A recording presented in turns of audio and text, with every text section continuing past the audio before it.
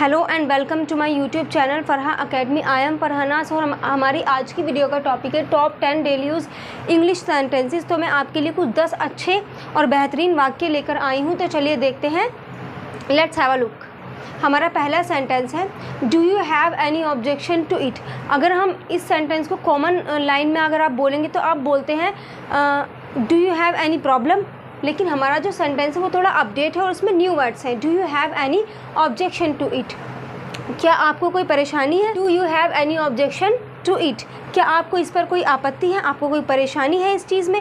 तो do you have any objection to it, क्या आपको इस बात पर कोई आपत्ति है, कोई परेशानी है।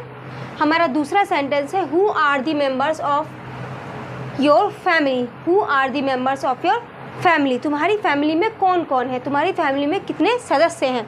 तो आप किससे भी पूछते हैं, पहली बार मिलते हैं या फिर आपका फ्रेंड है, जो भी है, आप उससे पूछते हैं कि आपके परिवार में कौन कौन है। अगर आप उस सेंटेंस को इंग्लिश में बोलेंगे तो आप कैसे बोलेंगे, who are the members of your family, तुम्हारे परिवार में कौन कौन है। हमारा तीसरा सेंटेंस है, I have no choice in the matter. Choice या फिर इसकी जगह आप एक और वर्ड ले सकते हैं, प्रीफ्रेंस। तो I have no preference in the matter या फिर I have no choice in the matter, इस चीज़ में मेरी कोई पसंद नहीं है, जैसा आपको अच्छा लगे, जैसा आपको चाहिए आप वैसे कर लीजिए। तो I have no choice in the matter.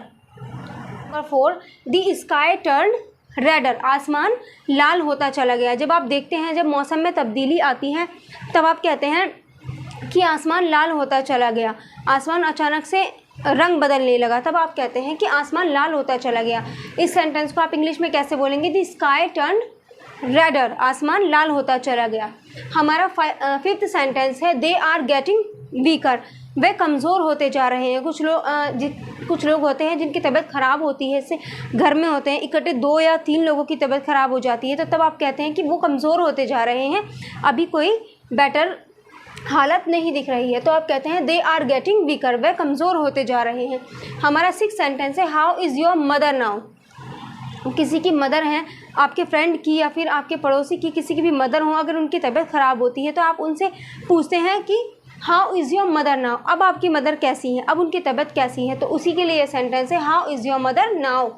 हमारा 7th सेंटेंस है, I paid wages by the hour. अब देखिए, यदि आप कोई काम करवाते हैं घर में तो मज़दूर आते हैं, आप मज़दूरों को जब पैसे देते हैं तो आपसे कोई पूछता है आपने किस हिसाब से दिया, आपने दिन के हिसाब से दिया, आपने घंटे के हिसाब से दिए, तब आप उससे कहते हैं कि मैंने I paid wages by the hour, मैंने घंटे के हिसाब से मजदूरी दी।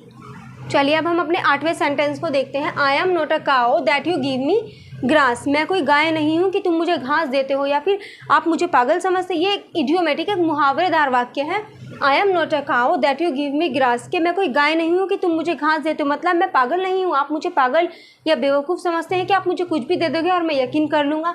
आई am not a cow that you give me grass. हमारा 9th सेंटेंस है, God is hungry for love. Hungry for love, भगवान प्यार के भूखे हैं। तो हम कहते ही हैं कि भगवान प्यार के भूखे हैं या फिर भगवान को हमारा विश्वास चाहिए, हमारी श्रद्धा चाहिए और कुछ नहीं चाहिए हम लोगों से। तो उसके लिए सेंटेंस है, God is hungry for love. हमारा 10th एंड लास्ट सेंटेंस है, now it is all fun.